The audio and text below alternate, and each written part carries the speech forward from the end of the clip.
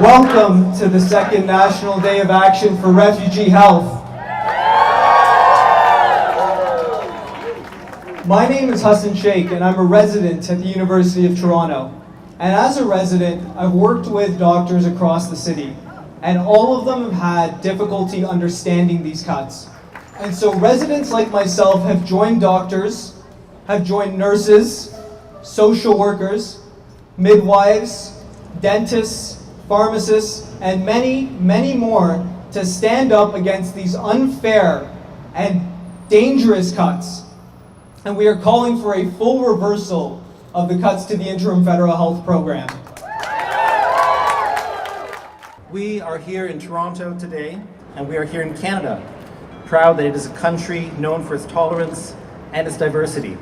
And yet, sadly, the occasion that brings us here is that we are dismayed, ashamed, and angry at the cuts to healthcare for refugees. On 30th of June 2012, the federal government made cuts to the interim federal health program that resulted in the denial, which is ongoing, of crucial health services for refugees. As healthcare providers and as human beings, we feel that this is deeply wrong. You are here today because you understand that part of your duty as healthcare providers is to care for the refugees in this country. My name is Alex Cotterill. I'm just one of another of the resident physicians of the trainees that has joined this. There's no question that today the government is losing its reputation both nationally and internationally. As was mentioned, in 17 cities across the country, people are united. Our message is simple. This is not an option. This is not a choice. This is a necessity. Reverse the cuts to refugee healthcare. Les autres réfugiés qui enrichissent ma vie sont mes collègues, mes professeurs, mes amis, mes voisins, les gens qui enseignent à ma fille, les gens qui jouent au soccer avec mon mari, les gens qui meublent ma vie. These people are the refugees in my life. They're the people that make my Canada a rich Canada.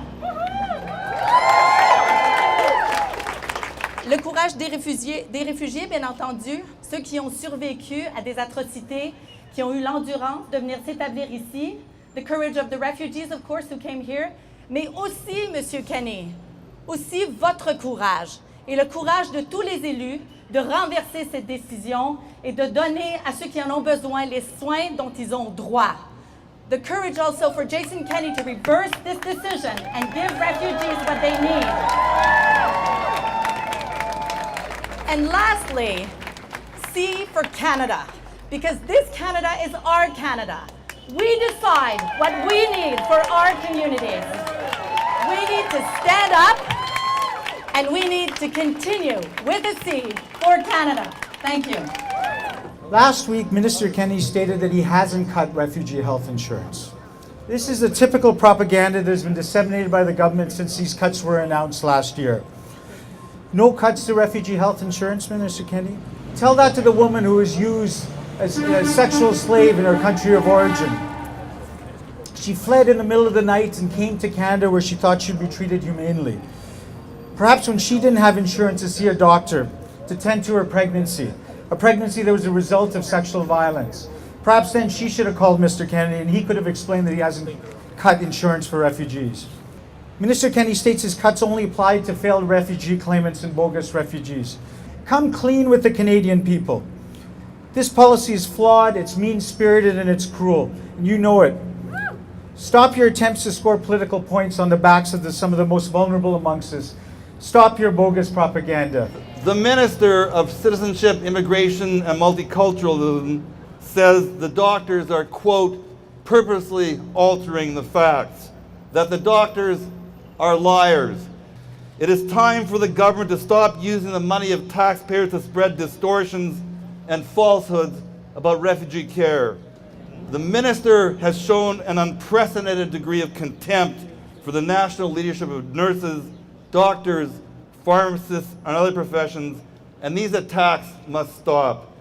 The minister should act like a leader, stop the insults, tell the truth, and talk to those who actually provide health care.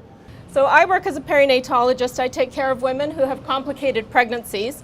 And I want you to hear one example of how the changes to interim federal health have traumatized my most vulnerable patients. So I'm going to call her Rosa. She's from a poor and drug-affected area of Latin America. Last year, Rosa's health coverage was revoked. At the time, she was 16 weeks pregnant. She has diabetes. She couldn't afford her insulin. She even considered returning to her country despite threats of violence and previous experience of violence there. And she told me that the moment that she decided to stay was the moment when the sonographer told her that she was carrying a baby girl. And she knew if she took her back to her country, what awaited that baby girl in her own country. Rosa knew she needed her medical appointments, but she didn't know how in the world she'd pay her bills. When she got really scared, she'd miss a few appointments, then she would worry about her pregnancy and she would come back to care. Many people did not submit their bills. They volunteered their time and their skills to care for Rosa during her pregnancy, and I'm happy to be able to tell you that Rosa now has a beautiful baby girl. Refugees come to Canada fleeing war, fleeing oppression, fleeing violence. Refugees leave their homes, their jobs, their languages, their families, and they arrive in Canada with nothing. They are the most vulnerable among us. The College of Family Physicians of Canada represents over 28,000 family physicians across this country. We are the voice of family medicine across Canada. And as this voice, it is our responsibility to speak up and advocate for patients who cannot speak for themselves. We will not be bystanders refusing to act. If we do, we are just as guilty as those who would deny claimants health care. We wrote Jason Kenney 3 times. Yes, 3 times requesting a meeting to share our concerns and experience as to the consequences of the cutbacks to the IHFP. And we have been ignored. Not one cordial response, even to refuse to meet with us. Our opinion and perspective is constantly sought both nationally and internationally on issues related to healthcare, and Jason Kenney and Stephen Harper ignore us. I guess they think we'll just go away. But I'll tell you something, we won't go away.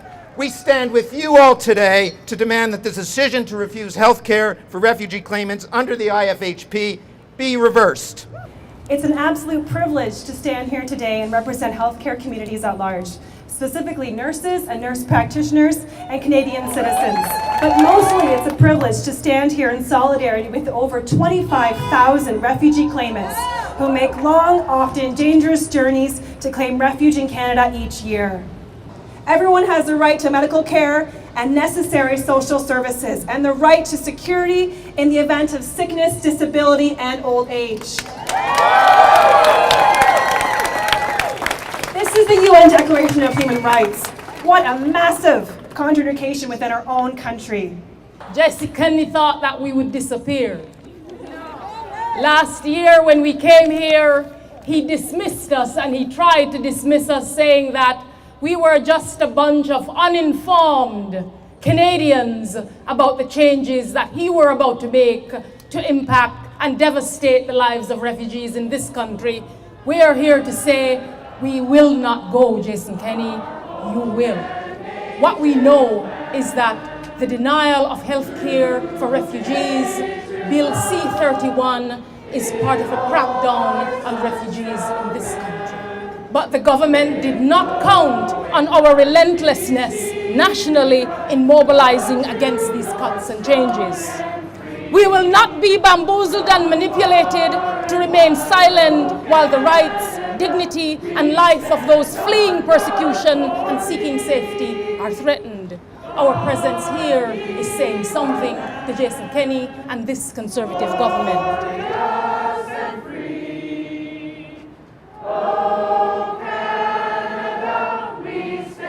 So let's tell Jason Kenney as we exit right now